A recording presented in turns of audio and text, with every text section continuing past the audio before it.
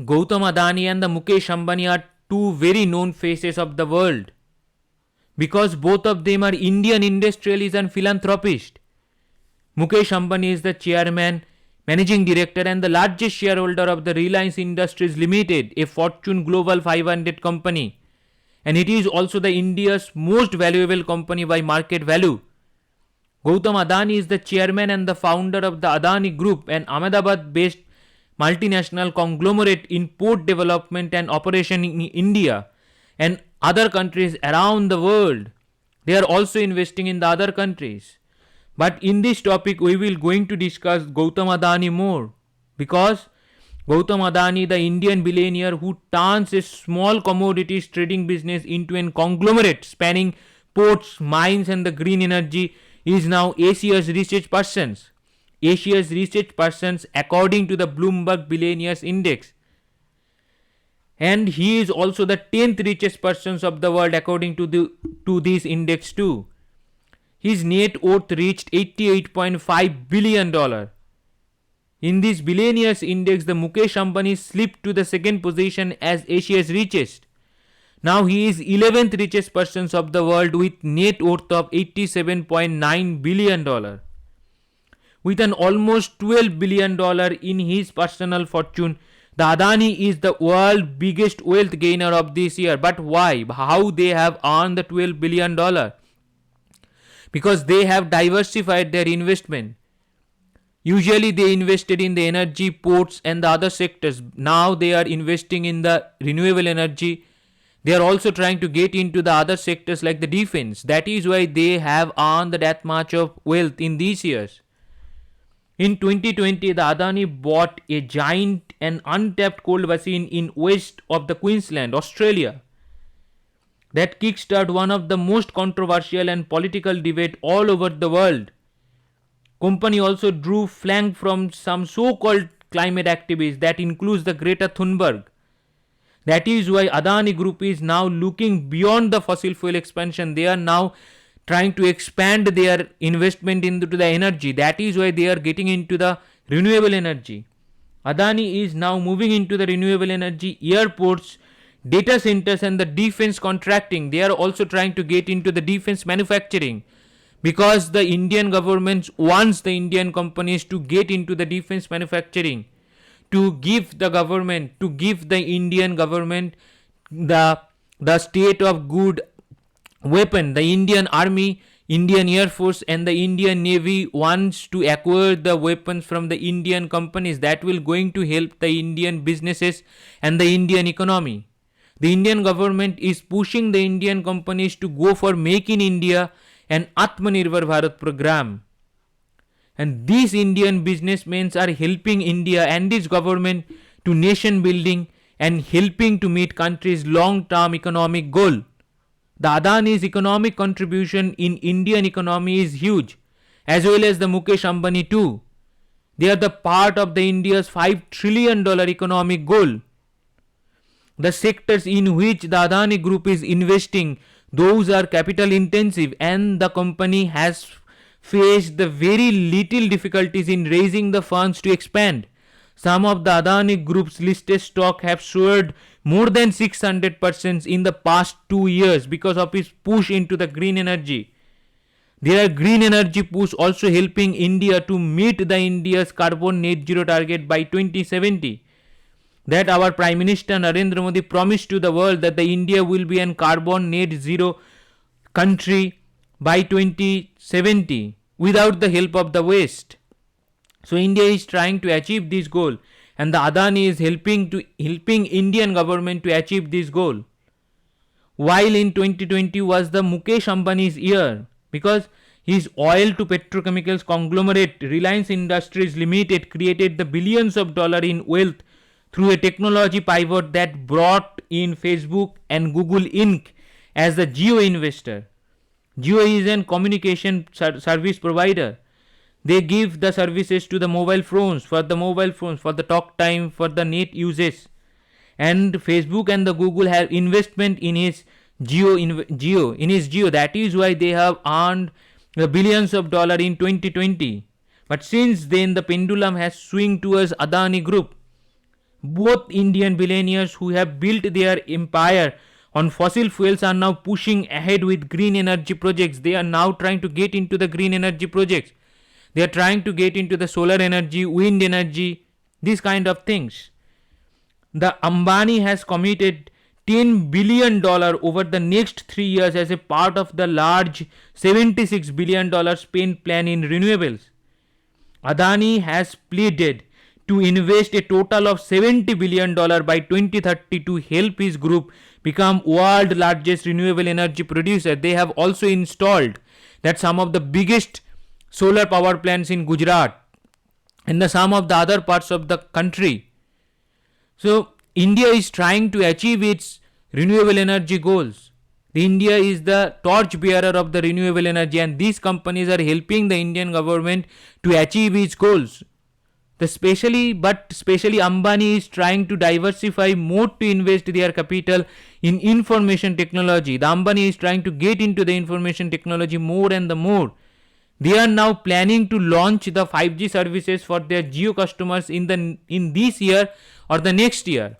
They are trying to provide the Jio customers the 5G services. As we came to know that the United States have already launched the 5G services, but there are some problems the airline companies are facing, but that will be solved in meantime. In renewable energy case, the Adani is getting investment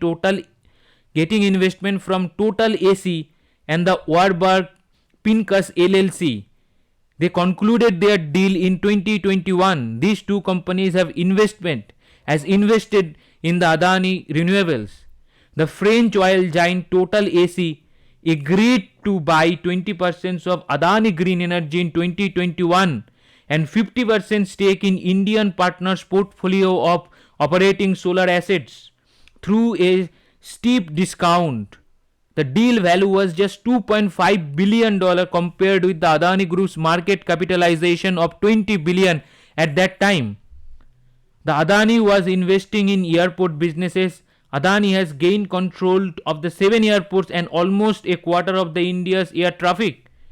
His group is now owns the country's largest airport operator and the power generation and the city gas retailer in the non-state sector. After the Indian government, the Adani Group is the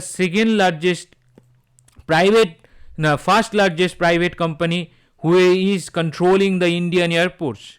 7 airports they are controlling. That is why this is how they have diversified their investment. This is how they became the 10th richest.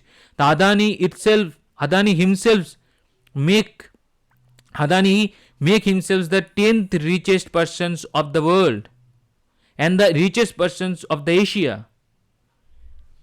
There are some fascinating truths about the Gautam Adani. What are those truths? The Adani is a college dropout. He first tried his luck in Mumbai's diamond industry in the early 1980s before returning to his home state Gujarat to help and run his brother's plastic businesses. So he gone through so many challenges in his life. He is a college dropout. He didn't even completed his college degree. He do not have the college degree, but he have the one of the largest organizations of the world. In 1988, he set up the Adani Enterprise, a very small conglomerate, and from that Adani Enterprise, he makes himself the billionaires in today's time. The Adani is also survived some crises of his life. More than 2 decades ago, he was kidnapped and held for ransom. In 2008, he was among the hostage of the Mumbai's Taj Mahal Hotel during the terror attacks that killed at least 166 people.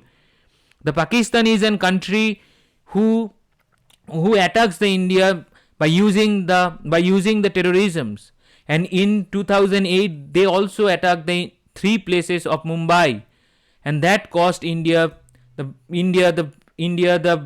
billions of dollars.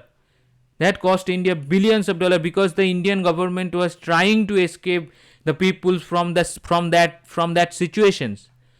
And the Pakistan government was trying to make the India situation worse by sending those terrorists into the Indian land. And the Adani was one of the victim of that event. The Bloomberg Billionaires Index topped by the SpaceX founder Elon Musk with net worth of $235 billion. Recently, he was the person of the year according to the Time magazine. But the people criticized him because of his non-payment of tax, basically dodging the taxes during the corona time. That is why he was criticized by people all over the world, especially the United States. The second spot went to the Amazon founder Jeff Bezos, the Warren Buffett at the 7th position with net worth of $115 billion. The Wipro founder Azimji Premji at 38th position with a net worth of $33.8 billion. The HCL founder Shiv Nadar at 58th positions with net worth of $29 billion. And these Indian businessmen are contributing into the Indian economy by expanding their businesses around the world. They are also drawing the other organization to invest within the country, within the India. That is helping the Indian banking system to grow more, to grow further. And the Indian capitalizations is growing day by day, day in and day out. The more they are investing within the country, the more they are investing outside, the Indian economy is expanding. India in today's time, the India is the $3.1 trillion economy itself. Sixth largest economy of the world. The investment also brings the forex within the country. This is how the India's forex reserves is growing. India's forex reserves has touched the $600 billion during the corona time. So their contribution in India's economy is unexplainable. It cannot be explained in words. They are helping the Indian government, they are helping the others, they are helping the peoples to get the job. So they are also providing the jobs towards the Indian students and the Indian job seekers. So these are the peoples are helping the India in the true sense. And they deserve to be the richest persons of the country, of Asia and the world. Because they are helping the government, helping the people of the country to gain the wealth. And that is the gain of a country itself. So that's it. Thank you very much. Thank you for your attention.